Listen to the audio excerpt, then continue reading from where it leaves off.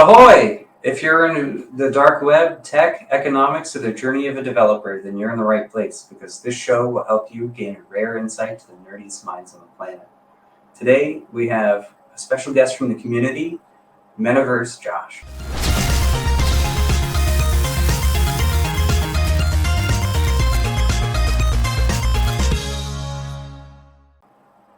Hey, how are you? Hey, I'm doing good, Thomas. How are you? Welcome to the show. Thank you. Thanks for having me. Yeah. So I think we'll get started by, I ask everybody for introductions, just in case people don't, they're not familiar with your work or who you are. If you could tell us about yourself. Sure. And so, hey, if you don't know who I am, I go by Metaverse Josh on the internet, or you can just call me Josh since it's my real name. I start off by always saying like, hey, first and foremost, I'm a dad. I love being a dad, and I kind of do everything I do for my children. So it's always first to bring them up. Other than that, I am a traditional IT guy.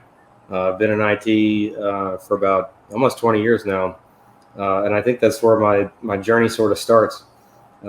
Because it's one thing to be to have a career, that I'm passionate about. But the other thing is that, I found that there's something else that I enjoy a lot more than something I've been doing for a long time. And I'm sure we'll get into that a little bit, further in our conversation. But I wanted to bring something up before we got too far. And that was, early on in my journey of figuring out, what it is that I really wanted to do after 20 years of doing IT. I really love video games, and it was something that I kind of gravitated towards, amateur game development and stuff like that. And you and I don't know if you remember, you and I had a conversation briefly a while back when you were actually, I think, kind of early on in the Safe Moon project, and I was sort of leaning, I was on the fence about, hey, I'm still in IT now, but I was like, hey, I want to do something different, and I want to figure out where I fit in, into the Web3 world, and I think that we later then had another conversation after we had talked that time. And I said, hey, look, I took that first step, and I've made my own company. I don't know what I'm going to do with it yet. So I don't know if you remember that, but that's something I did, and so eventually that turned into me sort of using my LLC as sort of a metaverse consulting company. And so that's me. That's me today. Is I'm an amateur game developer. I'm a dad. I'm an IT guy, and I'm a metaverse consultant. That's really cool, man. It's a perfect example of really going for it, And I have heard that question quite a bit before. It's like, how do I break in and stuff like that. I think I remember our conversation before and the follow-up, because that doesn't happen very often. This would be a third. And then I think we've spoken a few times on Twitter, and I've kind of kept track of the metaverse projects that you had been in and that sort of thing. So I think this is, I don't even know what to say. That's really cool. No, I mean, I definitely feel like, I often listen to you, in spaces sometimes. And there's one thing that I particularly enjoyed about you is that, you can tell the passion and whatever it is that you're doing, when you speak about it.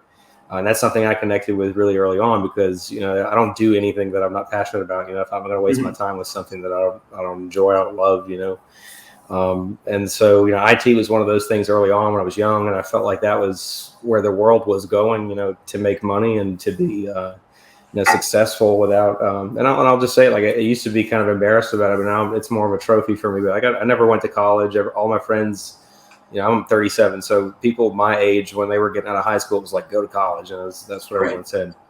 And especially being an IT guy, I was all like, get a computer science degree or whatever. And I was learning that these people were just learning how to type. Microsoft certifications, all that, the whole circuit. And then, there's a huge thing. I spent a lot of time in tier 1 to 3 support doing tickets, and then macroing my way out of them. And that was It's totally. It's something that a lot of people end up starting out with. At least it's a great way to start in IT. computer. Well, I mean, if you're going a non-standard computer science route, you'll end up running into everything. Oh, I'm definitely muting my phone right now. No, it's all good, dude. I'm like totally like I get it. I started my IT career in like 2004, and it started just like that. It was just a PC tech.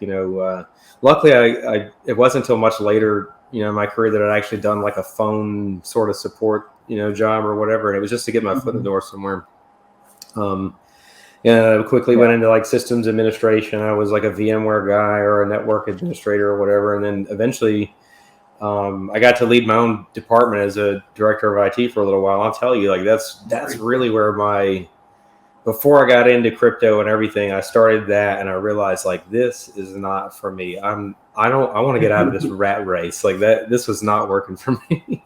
And it just seemed like the more responsibility you had, the more money you made, it was like the more miserable I was, honestly. And I was doing, even though I was doing what I like to do, it became more of a job instead of a way of life, and that was what I wanted. I wanted to do something that where I was it was part of my life, and that's when I honestly I just started getting into crypto as more of like an early retirement sort of thing. And what I didn't realize was that, of course, I still haven't made a whole lot of money in crypto, but because I'm really bad at it.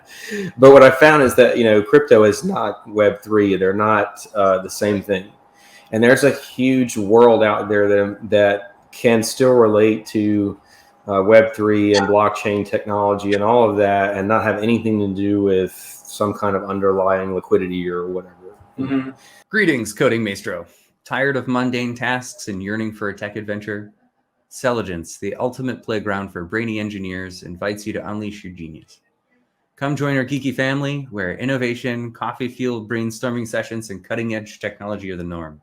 Apply using the link in the description. Now back to the show. The differences between crypto and Web3, it's like Web3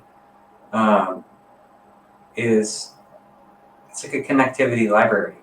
Mm-hmm. A lot of people attribute it, they think of it as a movement. And that's a very idealist way of looking at a technology that's very capable of connecting interfaces with backends, right? Or distributed backends.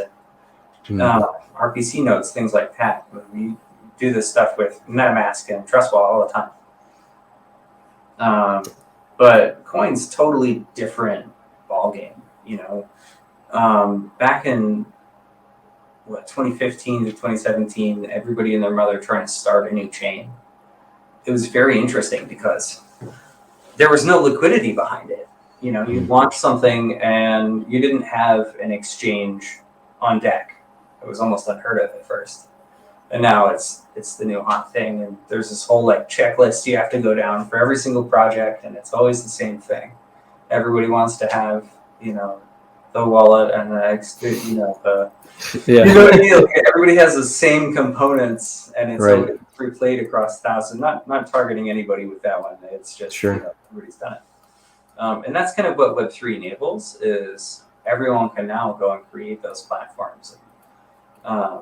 Crypto itself, people kind of ignore they ignore the technology in a way that, sure, people want to use it to transact, but it should be used for documents and verification and things like this. But cryptocurrency itself, the hard networks are rarely ever liquid when they launch. And it's such it's not even apples and oranges. It's like apples and Mack trucks, or something just wildly different. Yeah. So honestly, I like that you brought that up because it's one of the things that early on I was, I've researched like Beowulf clusters and all kind of crap like that way back in the day. Early on, the decentralization was a big thing to me. I love the idea of it, not so much as it is now. This movement like you're talking about, where it's not so much decentralization, but as it is anti-centralization. These days, just because of the problems that we've seen with centralized entities, especially when it comes to money, government, whatever. And so I'm very much a part of that movement, but when it comes to decentralization and, as far as technology is concerned, just being able to load balance essentially, and then, or being able to handle a large number of transactions, or whatever, things like that do intrigue me. But where I've sort of fit into, I think, this movement or this community as a whole, if you will, because I'm really enjoying, just the metaverse and what it's all about. It really is, to me, a decentralization of not just the gaming industry, but gamification as a whole. You take a lot of different aspects, like NFTs, for instance, that started out as like monkey profile pictures and stuff like that. People are, really getting into that. But really, when you look at it, it's a ledger. It's a distributed ledger. And I can use these records to, say, token gate a space, or or give you a discount at my store or whatever. There's a lot of different things you can do with that. Right. Worlds. And right. And so there's you're taking like a physically tangible, mathematically verifiable item, perhaps, into these worlds, verified on chain. Right. And so there's pieces of that go along great with traditional technologies that we've used, like DLCs and stuff like that. But there's also, to me, there's like this sort of an ecosystem that's sort of building in the metaverse, I guess, with different platforms, if you will, where different creators and artists can collaborate and work in such a way that, if I build something in my world, then I can make it unlock something from yours or whatever. It's very decentralized. You know what I mean? The IPs aren't these central silos of things that people like Disney are trying to buy it all up so they can finally put it together. That's the difference. And so when you have these centralized IPs, the only way that they can actually coexist is if they buy each other. Where, in the metaverse, it's not like that. I mean, you see things, I'm sure you've seen Ready Player One, and that's sort of like it's dystopian, but it's also, in a way, for people like me, you can either look at it pessimistically, or you can look at it and sort of like, hey, there's pieces of that I think that we can achieve without having to destroy the world. So, right. How many people are asking, what if everything works out? Right. It's a lot of doomsday talk, and build your bunkers, but what if tomorrow it doesn't all burn down, everything goes better? What if we see the fall of the blood dollar, and crypto is number one? I think we're a long way from that, but the idealist in me is rooting for it, I think. Well, I think what I'm bullish on is that even, we might be in a bear market right now on a lot of things, but, if you look at the data as far as like gamification goes, that's still very much on the rise. When we're not talking about money, when we're talking about intrinsic value that we can count on for some of this stuff, it's very much on the rise and not slowing down. And so that's where I'm like, I hear a lot of stuff about the metaverse is dead. And I think, the people who believe that are the ones that think that Mark Zuckerberg made it. Yeah. I thought it was wild. He jumped on the meta train there. Like it's like, oh, this is a really sweet technology. We got the headsets. It's I think my biggest question about that, actually, in particular, is how do you feel about like the future of these headsets? Is that a limiting factor in prolonged use or repeated use? Because I've got an Oculus, and I find myself like feeling weird on the nose after a while, because I'm holding up this giant thing in my head.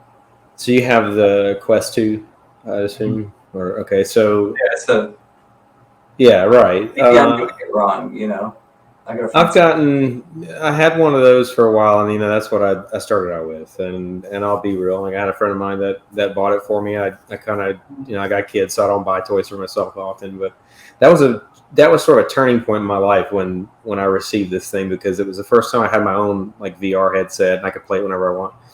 And so VR itself, I could talk about for a while. I'm very much a VR enthusiast. Okay. But the Quest 2. It is what it is. It's an entry level, headset for people, and it's kind of old. I think the Quest 3 is going to come out soon. So and you got the Quest Pro. So now, with that said, if all right, let's say if you had a Quest Pro, I've got one of these things. It took me a little while to get used to it. but the way it fits, it's a little bit different. It doesn't just like, it's not stuck right to your face. This thing actually is more like a visor. I think they meant this more to be like, it's more for pass through and AR. And so that peripheral vision that you can see below and into your signs, it kind of lends well to the see through, the pass through. And so now you almost have this seamless sort of view. You can kind of see around, and it's not so bad. Now with that said, it's still very bulky. Price and comfort are going to be the two biggest things, I think, before we see mass adoption. And if you want to take a look at, I think the newest one I've seen that I was really impressed with is a company called Big Screen that just came out with one that's about the size of your glasses that you're wearing. And it's really impressive that they've made a VR headset that small, that comfortable. And I think that its focus is for media. So if you're like me, I'm kind of a cinephile, so I love movies.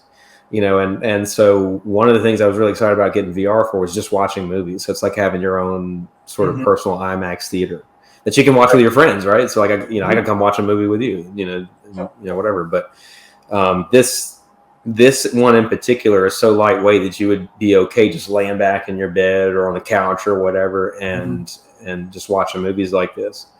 And so I think that, if people sort of manage their expectations about what they want to do with the device instead of trying to do everything with the same device.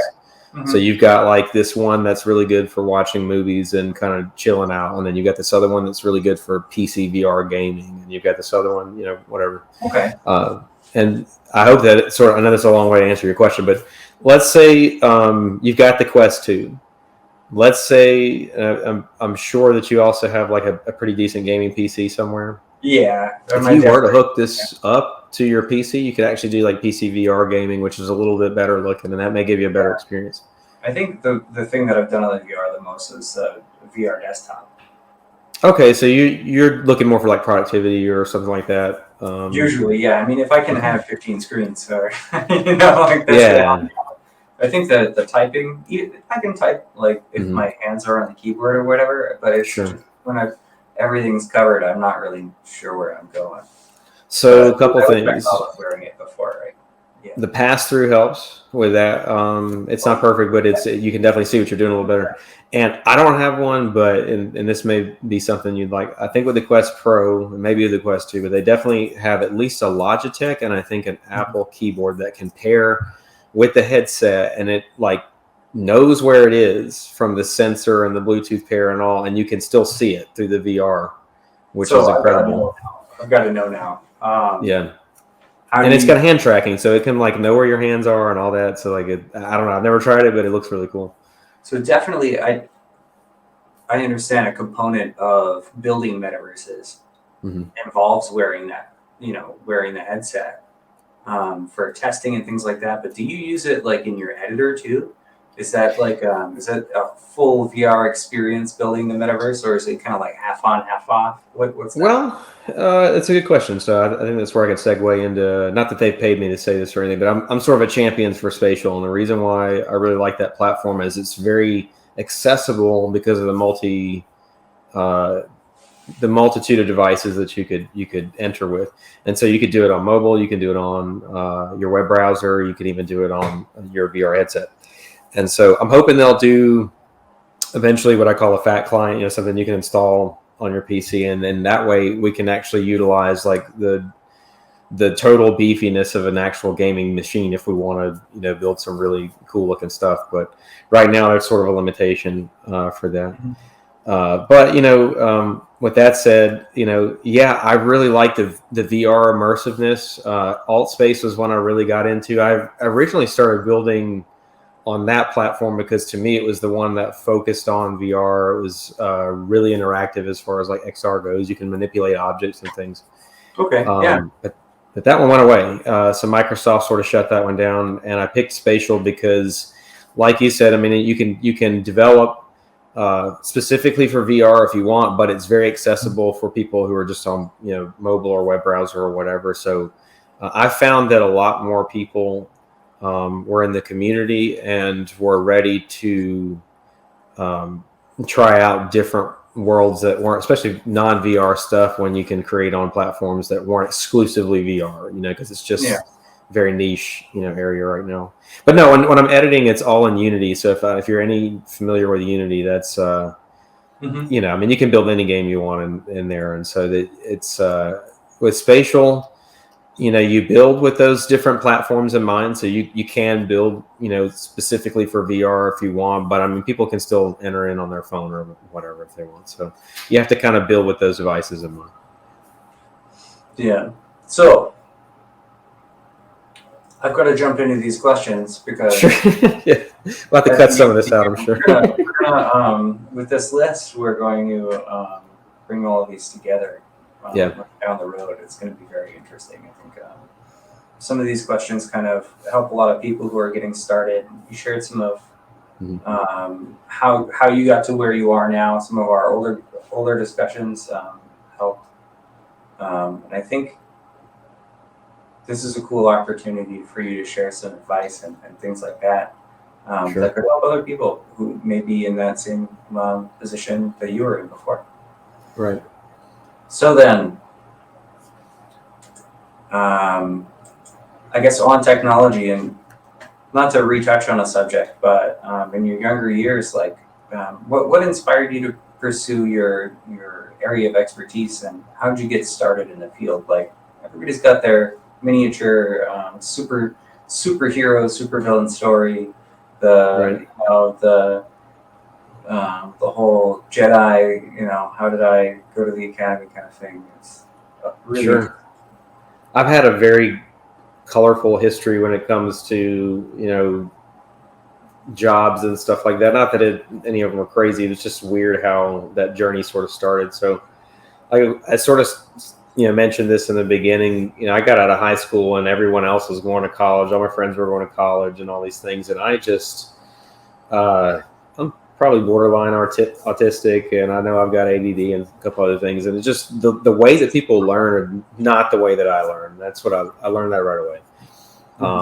And so everything I do is almost self-taught, or maybe I work closely with somebody else, but I could never really learn in a lecture sort of scenario or reading books. Like, that's really hard for me. I can read, obviously, but it's like taxing. I don't know. It's very taxing, and that's why I was really never a programmer either, because it's I tried. I can totally understand it, but it's like mentally exhausting, for me to do those things. So that's why I like the video games and all, because it's more visual. You're moving parts around and doing all these things. It's more of like it's all artistic to me. I just think it's a different type of art. And so in that way, I played video games all throughout this, IT career. It was something that I never lost sight of and never stopped enjoying. But as I became more involved in IT, the less I wanted to do it. So I knew there was, I still do it. I still sort of enjoy it, but it's not something I look forward to when I get home. You know what I mean? And that's the difference. It's like the hobbies and the professions. It comes up often on our show that do we love what you do? That whole thing, right? And not working a day in your life, it's true, but also burnout's real.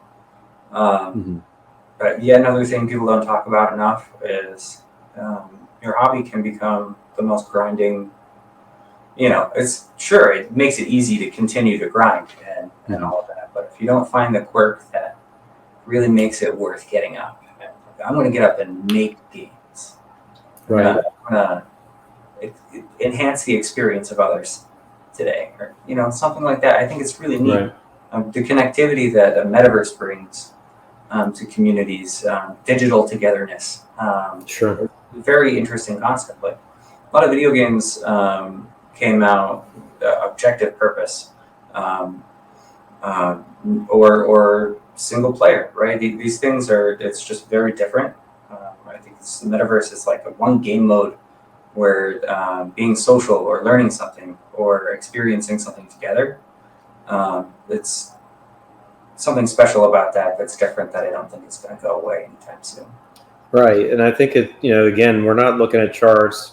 it's all about the intrinsic value of whatever the community finds that they enjoy, whether it's an NFT or it's a person, sometimes the artist is more, it's like about them and the community around this artist and whatever they make. It doesn't matter whether it's an NFT or this series or whatever, it's music, they will follow them. And that's what's nice, is that once you kind of understand that crowd and you become a part of it, then it's very easy to sort of meld into it. And then so you're collaborating in ways that without this official IP and all this other stuff getting in the way, because it's decentralized, it's about what people want, and then you can just give it to them. But it's very much this real tangible thing, like you said. I can I've seen a lot of people that lately are gravitating towards exactly that. Like, I want to sell merchandise or something, so like, this is my IP and I want to sell this, but I also want to match an NFT with it so they can have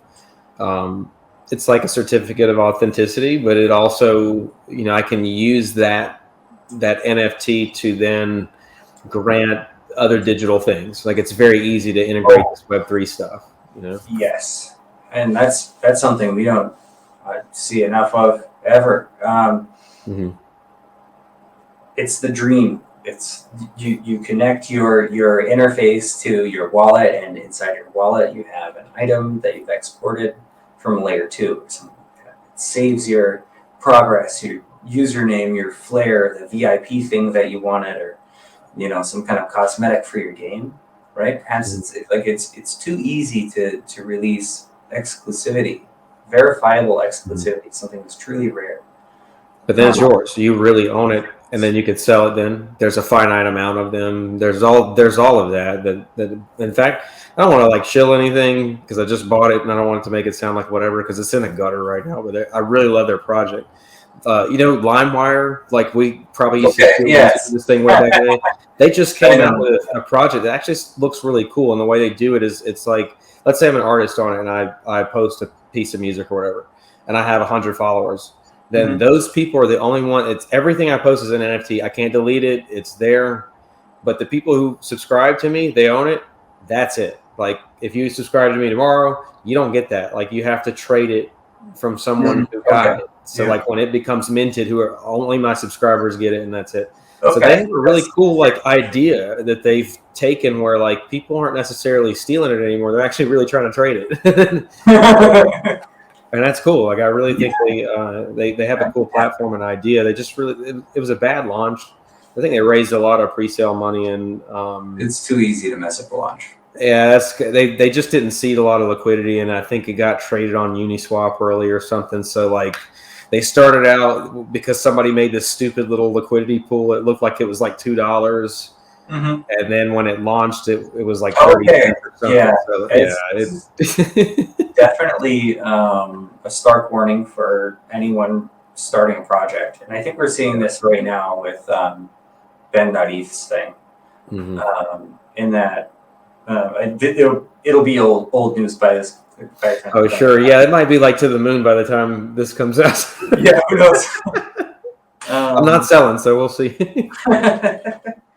But if there's too much chatter about when an LP will go up, or if you pre-announce your launch, if your announcement doesn't include the proper address in it, a front runner, a malicious actor somewhere out there on the chain will launch a token with that name at a similar, or if not closer time, and then bought it to death.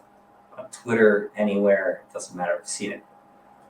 It's crazy, and that's the problem with announcing something that kind of hasn't launched yet. It's the hype cycle's real, It is effective.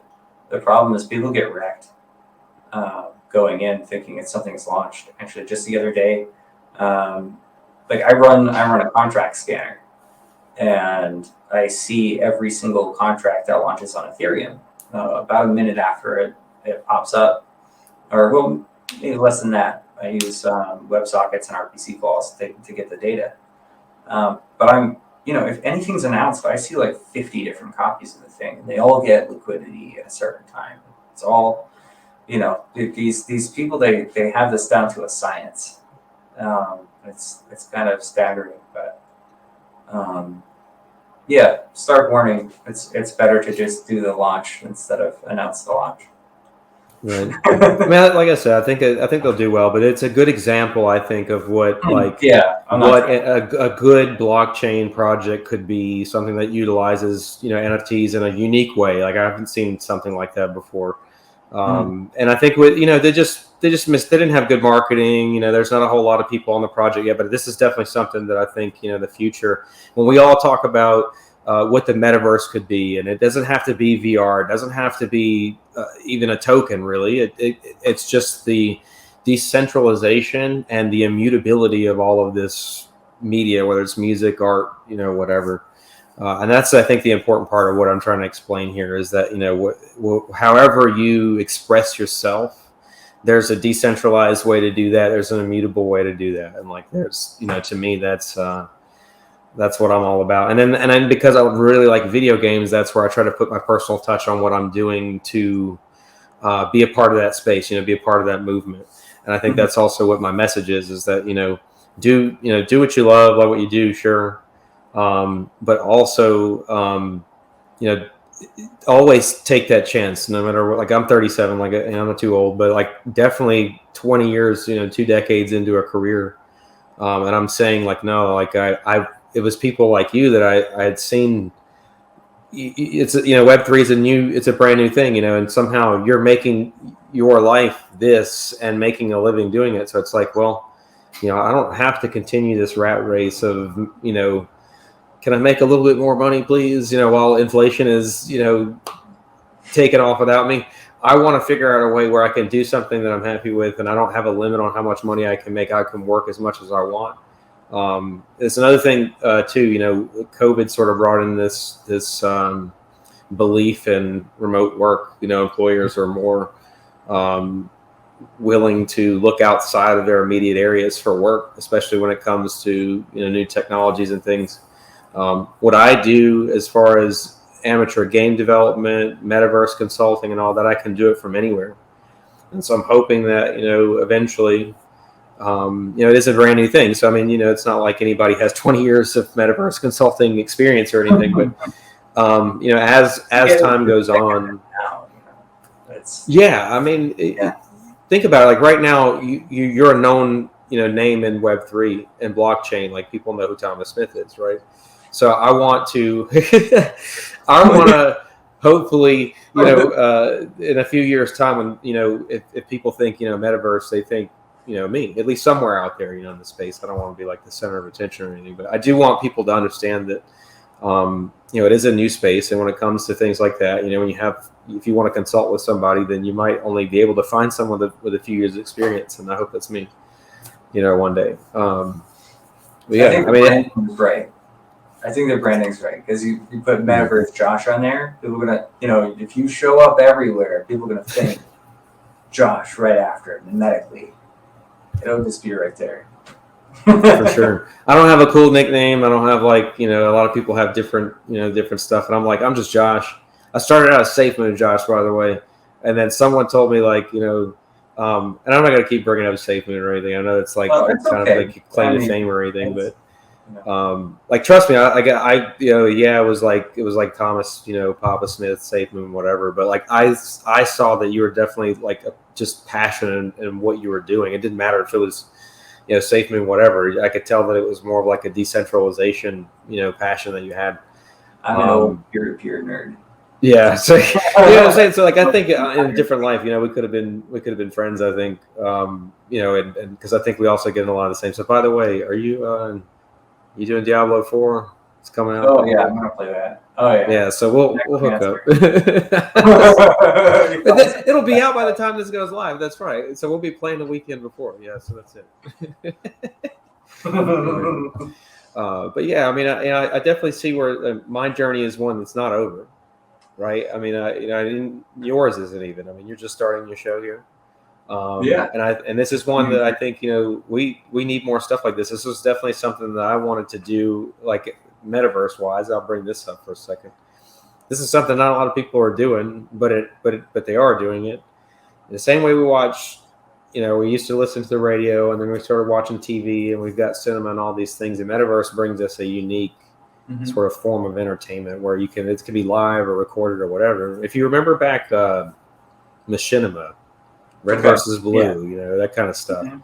It's the same thing, but you've got this more. It's like a live, raw, or it can even be recorded, just like we're doing. But rather than it's me, it's my real body, and it's you. It's our voices, but we're being represented by whatever our metaverse avatar or whatever we want to be, and then our surroundings. It's basically like what we have going on here. It's whatever we want. It's artistic expression. I can imagine just in the future, like this kind of podcast, like instead of this background, it's a GIF or the Windows XP that we're stuck in.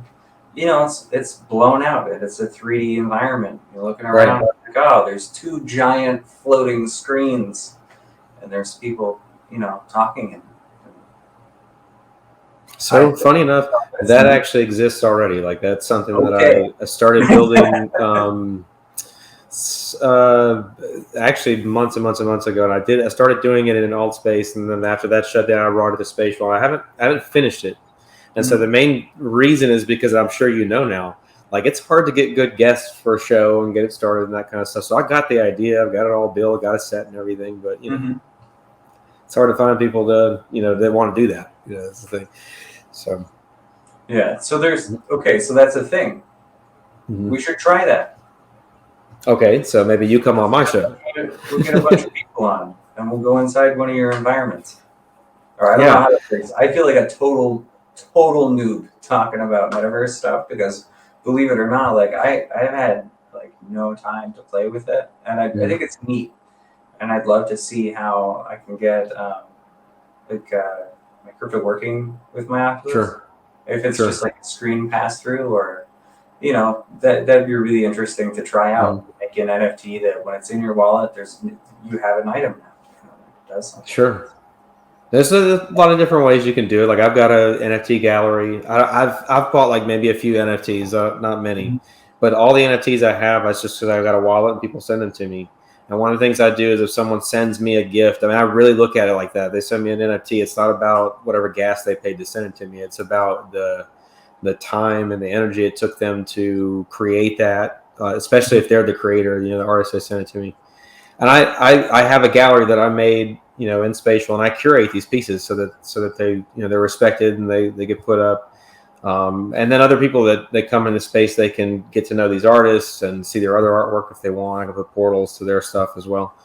And so there's at least a way that someone like me that I don't have a project, but I can create, something that is entertaining, sort of like that. But then if you do have a project, what's neat is you can say, look, I've got, this series of NFT or whatever, and I've got this world, and you can gate it in such a way that you've got to connect your wallet. You don't have to, but if you want to get into, these worlds that are token gated, you can connect your wallet.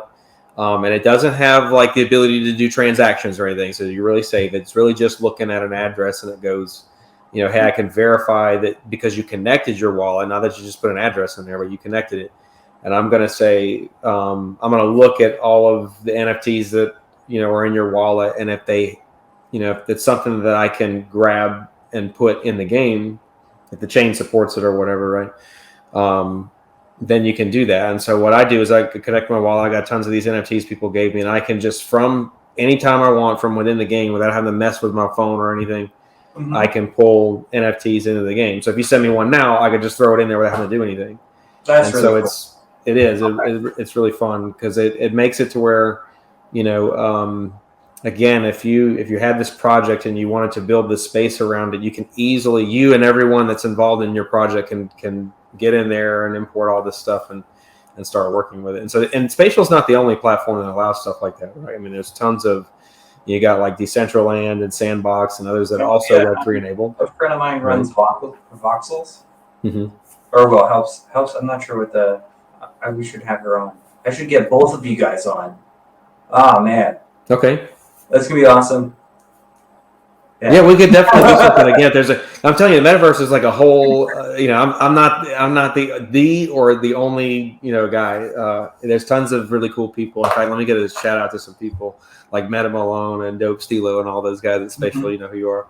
But look, yeah, there's like this whole world of people that are mainly creators. They're all artists, and that's what I love about it. Like, I'm not necessarily like a traditional artist, if you will. Again, I'm just an IT guy. I'm the nerd. That's what the show is about. It's about nerds, right? So like, I'm that guy. But what's fun, what I try to show people is that it doesn't matter who you are or what you do. Metaverse is for you. Like, we're inclusive. That's what it's about. That's hype. Yeah. So I'm gonna ask you, despite all this craziness that's been going on for the last few years, how do you maintain a balance between your professional and personal life? Sure, do you rely on to stay focused and motivated? That's a good question. So one of the things I've been trying to be more open about, because I think it's important. Online, we try to give this persona of, like, here's me. And then, like, so you just know what I show you. And it's the same reason why I go by Josh. I'm not necessarily like doxed or whatever. You can find who I am. I don't care. But it's that I want to portray who I am, who I really am, so I don't have to just be somebody else. And so one of the things I started doing is being more open about who I am when I'm not on the computer, right? It's not about technology all the time. And so to balance my own personal and professional life, I just dive as far as I can into the non-technical stuff. So lately I've been doing like gardening, I raise chickens, I do like whatever I can to just be outside, Yeah. I love chickens because for me, it's like, so they're birds, right? But if you really watch chickens, they are like raptors. Like raptor stuff. Yeah, it's like they eat anything. Like there's something existential about it, maybe that you have that kind of creature like in a cage nearby. Yeah, I mean, so we let them out and stuff too, but it's like, if you watch them, they're hunting. They're, from the moment they get up to when they go to sleep, they are hunting. Unfortunately, because like, however evolution took them from being velociraptors to chickens, I don't know, but now everything wants to eat them too. So that's good. You got to be careful, like, when you let them out. But I don't know. It's really relaxing for me to watch them, not because they're hunting, I guess, but rather there's something it does to my mind to realize that, like, these guys, they wake up and they only do like one thing all day, which is whatever the heck they want, right? Yeah. So that's what's relaxing. I get to watch them and go, man, I really wish I had your life right now. Just eat all day, like, don't worry about anything else. But yeah, I mean, I don't know. It's what I do to relax. I guess my kids and all are also a reason why I raise them. In today's world, not just egg prices going up, but just like food in general, the quality of our food. And so we talk about decentralization and what that movement it's about. A lot of it is also just the non-acceptance of what the centralized government or whatever it is just given us. And so part of what I see decentralization being one day too is like going back to that, where like I've got chickens and maybe you have something that I need, and maybe one day we trade, just like you would, let's say the dollar goes to nothing one day, right? Like, yeah, think about it. Like if the dollar goes to nothing one day, we're not going to trade crypto for dollars anymore. We're going to trade crypto for crypto, or crypto for goods. Do you see what I mean? And this is another reason why I got into metaverse consulting and building, because it's one of those ways I can do something, I can offer a service and then accept crypto. Like, I don't have to involve USD at all, right? And so the same way that I would invest in Bitcoin or something else, I'm also investing in something that I feel is decentralized, like, again, like egg production or whatever. Because what I can do with that is I can trade it to someone else who can again trade it or use it or whatever. It's this, we're not all going to the same like Walmart or whatever to get whatever we're just handed. Like, I'm all for that decentralization of trade. DeFi is not just a digital thing. Right. Exactly. But a little crazier. So it used to be that way. The value of an egg was, or whatever it was determined by what you could get for it. You remember, so now it's like, we're just all used to going to this one centralized place, whatever that place is for you, and you just pay whatever they're they're asking for it because you don't have a choice. And so that it's not necessarily about competition, but again, the decentralization of our trade, so that we can decide the quality and the quantity and the price and all of that, just like in crypto where we do the same thing. And I hope that again, people sort of will broaden their minds and not just see that as a crypto thing or a metaverse thing, but also just a life thing. Stop putting all your eggs in one basket, if you will. Ooh. Pun intended.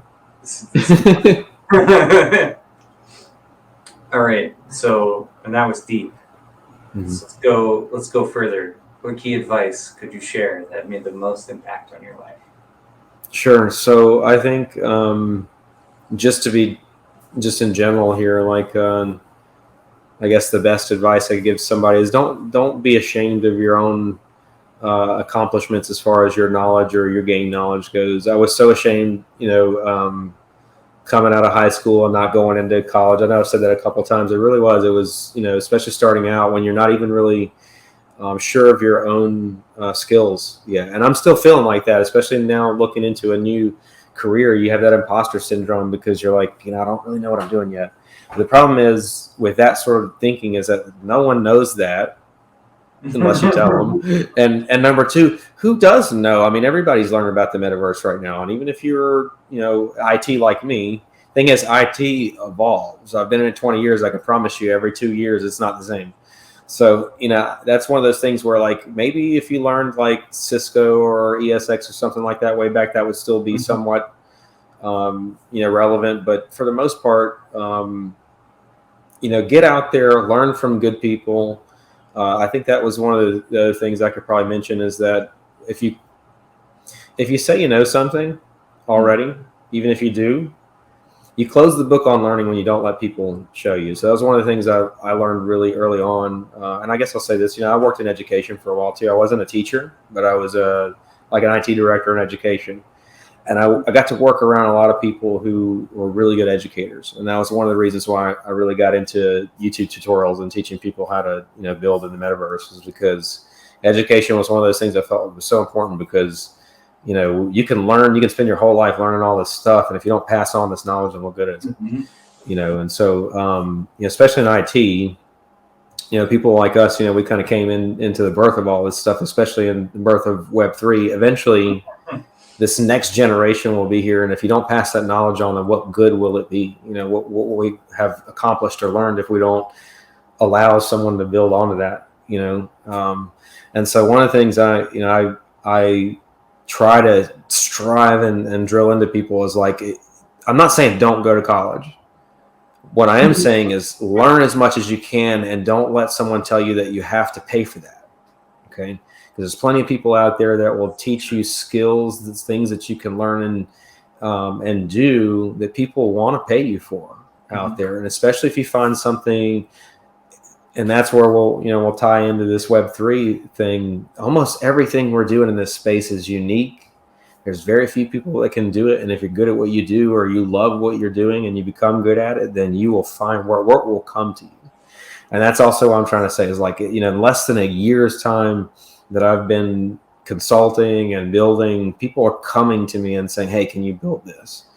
And that's what I'm trying to say. I think, that's the best advice I could give to somebody out there. If there's something you want to do, if you've been thinking about taking that leave, I'm not saying quit your job. Like I haven't quit my job, but do that thing that you want to do, try to be better at something you want to be better at.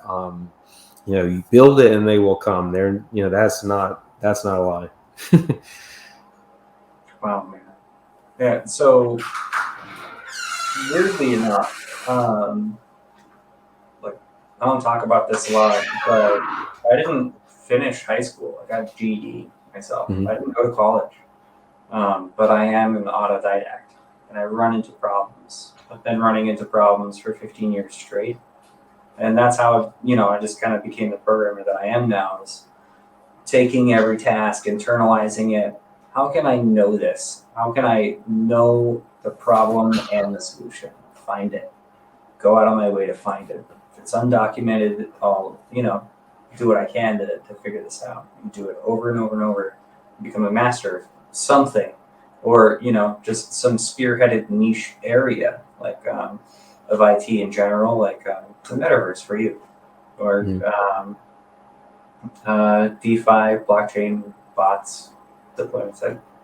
I'm a full stacker. I kind of float all over the place, so I don't like go like full expertise like crazy for one thing that I do.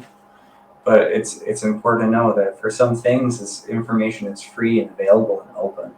You can build a great career by learning to know something. Absolutely. And not just to pass a test or to, and I think a lot of people who have enough effort, like yourself, to go after your dream and really make something of it, to keep pushing without that piece of paper. It wasn't a validation that you needed, at least in IT and stuff like that. If you're going to be a doctor, certainly please go to school. Sure, yeah. For those of us who don't quite have that opportunity or missed it, it's not too late to pick up the docs. And sometimes, yes, like we were saying earlier, it's grading. Reading through the docs is kind of hard, but it's definitely far less difficult than needing to be in public all of the time. Right. Me personally, I love to read rather than go out, but that's like a solitude thing. Right. And everybody's different too. You gotta understand that it wasn't IT that I wasn't that I found that I wasn't good at or that I didn't like. It was that there was an aspect about it, not even customer service. It was just something else about it that I didn't like, and that was that this thing that you're building, this system that you have to support, is it something that, all in all, is it something that you support? Is it something that you believe in? Is it something that you want to do? And so if the IT, the data center, or whatever it is that you have to support, if it's for a company that you don't believe in, if it's for an educational institute that operates in a way that you don't believe in, whatever it is, then you can't be passionate about that. You can't wake up every day and go to work and go, I want to do this. Eventually that runs out. The paycheck is not going to last forever to do that. And so what I found is that, I don't wake up every day and go, yeah, I want to build video games. What I do is I wake up every day and I go, I want to do something that's worth something to someone. I want to do something that I'm passionate about, that gives me some sort of validation that I've done something that someone valued like that. And maybe that's a fault of mine. Maybe that is a fault, but I can admit that and say that's what drives me. And so when you maybe I'm getting off into a tangent here, but if you work for a company or a boss or whatever, and all it is just a paycheck or whatever, that's not going to last. And so what I found is that at least with the metaverse, and that can be whatever it is for you, if you're a music artist, if you're a traditional artist and you want to do NFTs, if you're a developer and you want to do blockchain or Solidity or whatever it is that you get into, does what you do, does it give you purpose? Does who you work for, does that give you purpose? Like, do you feel fulfilled in that? That's really the question that you have to ask yourself. And if the answer is yes, then you're lucky. Then you found what it is that that gives you purpose. But if not, keep looking. That's my advice. Right. True love is just like a career. It's thinking about you right now. Yeah. Sure. Man, so thank you so much for coming on. I think we're getting close to our hour. So, yeah, let's do this again sometime. I think that would be great. Definitely. Thomas, thanks for bringing me on. I know we haven't talked a whole lot, but again, through, I think, just me observing your journey and then you observing mine, I think we had a connection there. And so this has been definitely great. I definitely want to do either another Orange Hat show with you or bring you on to Josh.0 one day. We can do something. Let's do it. But Diablo 4, I mean, we'll probably be max level by the time this thing, hits. But dude, we're gonna make that happen. Last beta, I was max level in like a half an hour. Yeah. Did you hack it or did you really play it? Events are broken. I can reset them. So you cheesed it, or did you really try to play? Oh, super cheese. You get that first town, and there's an event to the right, and then you go back to town and come back.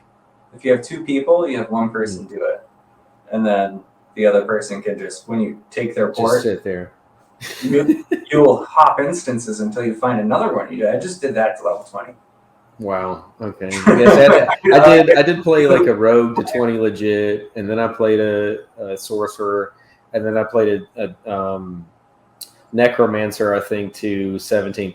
And I was lucky enough to kill a Shava, I think, on a 20. And it took me 2 tries. I forgot to take that. I didn't turn the difficulty down, and I missed my window. See, that's what the first one, I didn't turn it down, and there was like 3 or 4 level 15s that tried to run in there. It was horrible. We didn't even get like 75%. Then the last attempt was it wasn't like the last one that spawned that day. It was the second to last one. I was like, and it was Mother's Day, so it was like, I was trying to tell my wife, like, I'm gonna be right back. Because the whole rule was like, hey, we're not going to be on video games today, but it's like, man, I had to get that done. yeah, you gotta get that mount thing. But I don't. Again, being a dad, full-time worker, and all that, you don't find much time to game. But Diablo 4, we're gonna have to make it. Yeah, we'll figure out the time. That's it. Next month. Yeah, I'm gonna have to take a day off or 2. Yeah, well, you have to ask your boss if you can have a day off, or you just kind of wake up and be like, yeah, I'm not working today. I don't really get to do that. I work every day. Just about. Yeah. I think I have few and far between. Like, I feel that, man. Like, working from home, from computers, get sick. I can honestly say, like, I don't, like, I've never had a token. I probably never will. I don't know that a lot of people have tried to tell me to start one, and I'm like, for what? Like, that's one of the other things too. I firmly believe in. If you want to tokenize something, you better have a reason. Starting token first is perhaps the wrong way of doing it. You want to do right. Tokens part of the process. It's part of the stack. It might not be the most important part. It probably shouldn't be. They make great ledgers and back-end systems for like premium currencies and apps, for example. Yeah. Great ERC application right there, ERC 20, just for balances. If you want Web3 balances, great. But, I'm ranting more. So that's your show. But given that it is, and it's 10 o'clock at night, I've got to pass out. But you're Central too, then, I guess. I'm Eastern. Eastern? So wait a minute. It's 11. Yeah, I was gonna say it's 11 for you. 11. Nice. Get some sleep, wizard. Oh, indeed. Thank you for coming on. I appreciate your time, and I hope to do this again with you soon. Yeah, I definitely had a good time. Thanks for inviting me to the Orange Hat Show. I would love to come back again soon. Satoshi Bless fan.